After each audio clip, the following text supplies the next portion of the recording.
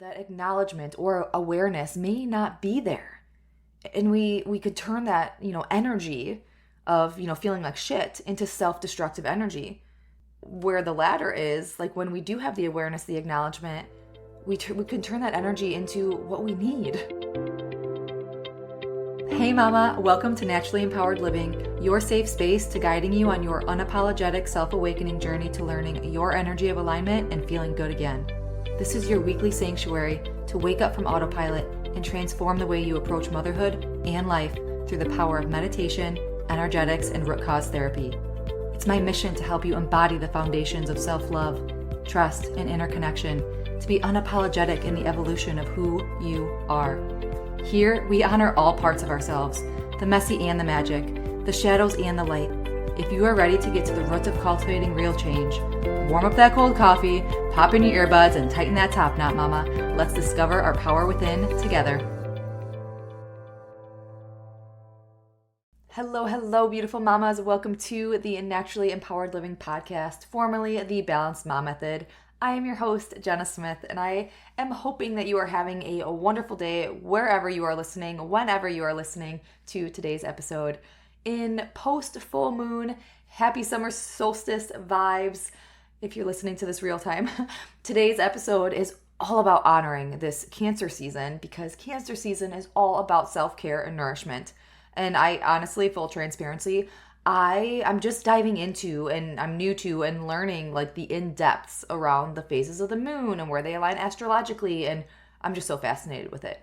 And with this past full moon, I learned that it brings us the opportunity to focus and commit to practices that feed our souls and is an opportunity to reset our energy for the rest of the year. Like, fancy that, because I had this episode already marked down to share about the connection between self-care and feeling good in life. Like, boom. Oh my gosh, talk about just a lovely synchronicity I will gladly take as a sign that this is the exact conversation that we are meant to be having today. So feeling good with yourself, feeling good with your relationships, feeling good in parenting, feeling good in your choices and decisions and actions and reality, feeling good about life, like you feeling good and how that connects with your self-care rituals. And that connection is learning your energy of alignment habits. For this episode's sake, I want to give you this spin of perspective because I feel that we can get so lost in self-care habits and self-care and, I need to be, doing all this high maintenance-y type things. And if that is your thing, if that's what brings you joy, amazing, follow it, do it. But this is that perspective change of learning your energy of alignment habits, learning what refills you, learning what feeds your soul, learning what your energy of alignment habits are that make you feel good. And gosh, I feel like this is going to be the title of my future book that I haven't even thought about writing yet. Because, well, I guess I have thought about it, but like I've thought about, writing a book eventually in my life, but this just isn't the right time type thing. But I have this feeling like the title might be Energy of Alignment Habits. Anyways, your energy of alignment habits, finding them, yours, that work in your life. And I read something the other day. Of course, I didn't save it, but it was along the lines of matching the frequency that is made for you. Oh, that's just like so powerful. And my spin on that is our innate essence. Like we are innately on a frequency of love and peace and calm and balance and clarity, right? And I feel like we sometimes feel that is so far-fetched.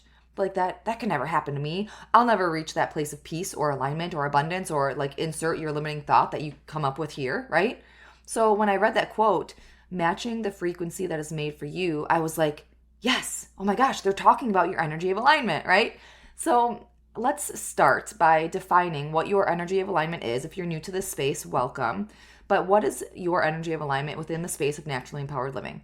Again, I will say this time and time again, there are so many different ways to package your words. So I hope that this resonates. And if it doesn't, continue learning something or learning and diving into what you feel until you find something that verbally resonates from the inside, resonates on the outside, right? Because that is the ticket, my friends. So your energy of alignment. When you are actively, presently living on your destined path in life. Because of course we get off track time and time again. So when you are presently being within your destined path, when you are on that destined path, living in a state of peace and presence, confidence, clarity, belief, joy, love, balance, gratitude, being connected, listening to, following your inner wisdom, being confident in that discernment from your ego and your intuition, aligning back to your spirit, soul, higher self whenever you stray. And then you can amplify that by connecting with God or source or the universe, energies of the universe, any higher powers that you believe in. You are authentically, unapologetically yourself. You connect with your innate essence, trust that inner guidance and that knowing, and love yourself through it all, the thick, the thin, the hard, the joy. This is your energy of alignment. And when you're in it, you might feel any of those, innate states that I just said, at peace, having clarity, feeling love, gratitude. You're like, yes, your to-do list is still there. The stressors that were once consuming you, they're still there, but you feel good. You know that it's going to, get taken care of. You might feel that sense, that embodiment of presence, being here, connected to the moment now. You might feel a sense of knowing that that was the right decision that you made, or this is the path, like you know that you're on the right path right now. This is the one that you were meant to be on. The confidence, clarity, belief, joy, love, balance, being.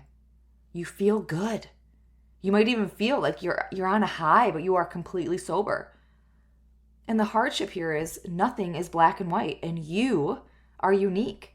So to find your energy of alignment and to live in that space is different from the majority of other people, because no one is cookie cutter. No one is black and white. So no modality or method or way to get there is cookie cutter or black and white. Like there's no mold to fit. And I'm learning more and more and more. This is my soul's mission. Like this is my work to help unravel this epiphany moment of, oh my gosh, I'm who I'm meant to be, and it's my job to learn who that is, right? So I'm learning more and more and more that we get so consumed in taking that black and white answer, wanting that black and white answer, and if and when it doesn't work for us, we get down on ourselves. We think we failed. The limiting beliefs arise. And it's not about that. It shouldn't be turned into this self-destruction, this lack of self-worth, I did it wrong because it didn't work for me. Yeah, it didn't work for you because it's not meant for you. It's about finding what does work for you. It's about finding your energy of alignment. This is your life work. And sometimes, you might wake up feeling like shit. You might have low energy. You just feel down. It's about welcoming that, honoring that, tuning in, getting to that root of, why do I feel this way? Maybe you're sick. I'm sick right now. Can you hear it in my voice? Maybe your cycle's coming. I also have my cycle. It was a very hard day, getting sick and getting my cycle on the same day. But great, that acknowledgement or awareness may not be there. And we could turn that, energy of, feeling like shit into self-destructive energy, where the latter is when we do have the awareness, the acknowledgement, we can turn that energy into what we need. That's a pretty obvious answer, right? But sometimes it's not that easy getting to the root of why you feel like crap, right? So if we don't tune in and connect to ourselves, that acknowledgement or awareness may not be there. And we could turn that, energy of, feeling like shit into self-destructive energy, where the latter is when we do have the awareness, the acknowledgement, we can turn that energy into what we need, rest, right? So in my case, rest, right? So of course, there's personality tests, Enneagrams, human design. I believe these are all great. They're amazing and they could help us learn more about ourselves. But I truly believe it's within our present connection with ourself, finding what modality works for us. Let it be meditation, prayer, journaling, automatic writing, somatics, embodiment, whatever work that is, getting to know yourself, where you could really tune in to your energy of alignment and truly know everything about yourself. And that's the evolution here, to learn everything about yourself. Do you really think we're going to at one point know everything about ourselves? I have no idea. But I know that there's things I don't know about myself. 34 years in this human life experience. So what are some practical ways to what habits help you live in your energy of alignment? 3 things here. Number 1, connect with yourself. You could probably have guessed that. I kind of, was dancing around with that. So let it be through meditation, prayer, embodiment practices, automatic writing, journaling. This isn't a one and done type thing either. This is a commitment. You are dedicated to connect with yourself time and time again. Let it be it's part of your morning routine. Let it be you take fivers when you need to connect back to you, when you stray, get overstimulated, lose your patience. Or maybe it is that simple, practice, that ritual to start your day that you make a part of your morning ritual every day. Like, we live in such a busy go, go, go world.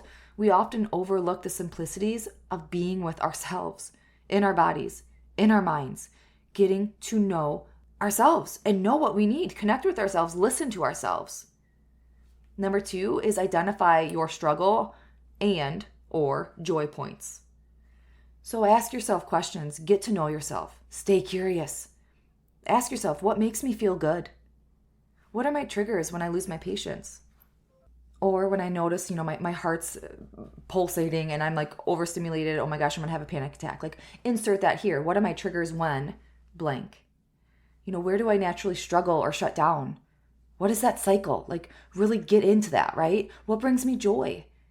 And am I currently experiencing this joy or not? You can make a list. What makes me happy? What brings me joy? And just let the words flow. Let the pen flow on paper so you have it written down. And then you could, after you finish that list, go through, am I currently experiencing this joy in my life right now or not? Number 3, you could ask yourself so many questions. These are just examples, right? Number 3 is implement. What you discovered in those above steps, what we just shared, now intentionally implement that within your life. If you found that a 5-minute meditation worked for you today, try it again tomorrow, right? If that connection was there, try it again tomorrow. If you identified that being in nature, no houses or signs of human society around, right? That's what brings you joy. However, gosh, you haven't been on a hike in months. Like, maybe it's time to schedule one. Or if you identified that you're triggered when, your children antagonize one another for your attention, maybe you could try a different approach in how you're responding to it.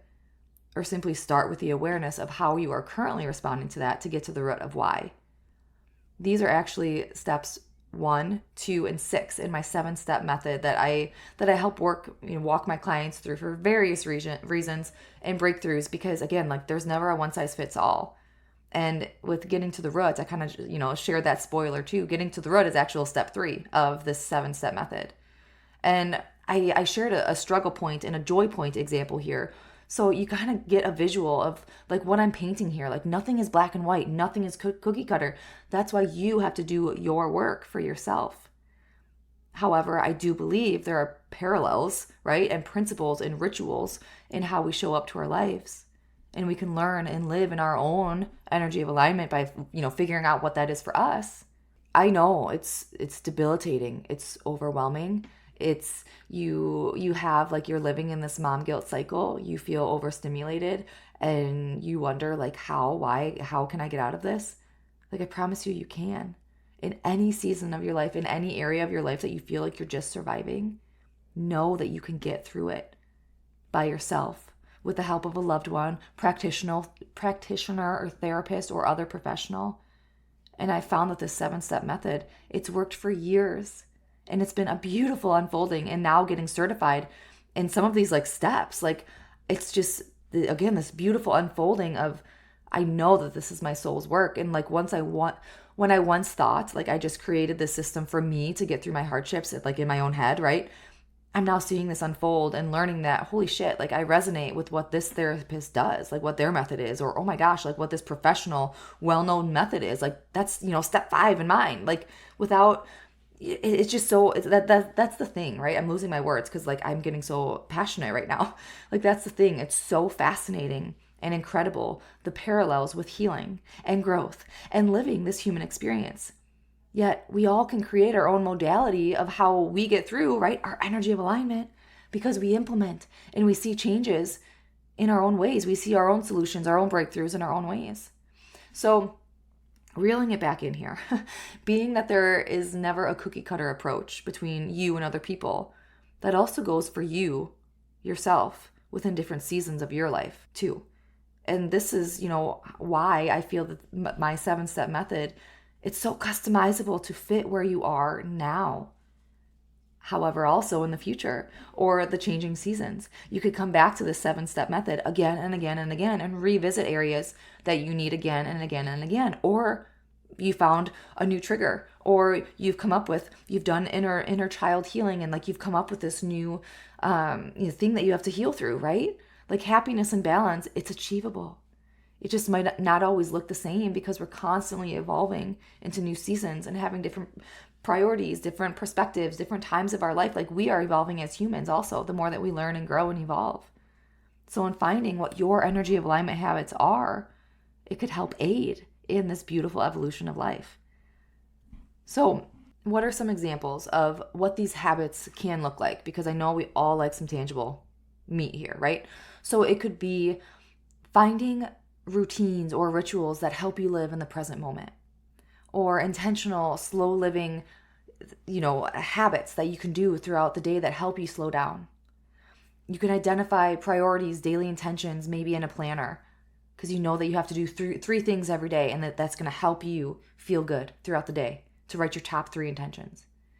Maybe daily movement or exercise, daily stillness, meditation, prayer, or alone time to do something that brings you joy, special time with your children together or individually that can help fill your cup too and release that mom guilt of not really enjoying the pretend play. Or being intentional in doing your healing work to allow yourself to feel your feelings because you know that you have to feel in order to heal. Maybe getting sunlight first thing in the morning, or making a goal to drink so much water throughout the day because you know that it helps your skin and your energy levels, right? Like there's so many habits that help you feel good. Like just keep it simple. What habits help me feel good? Just write them down, right? Just let the pen flow. These can be pieces of your self-care. These can be habits to help you live in your energy of alignment.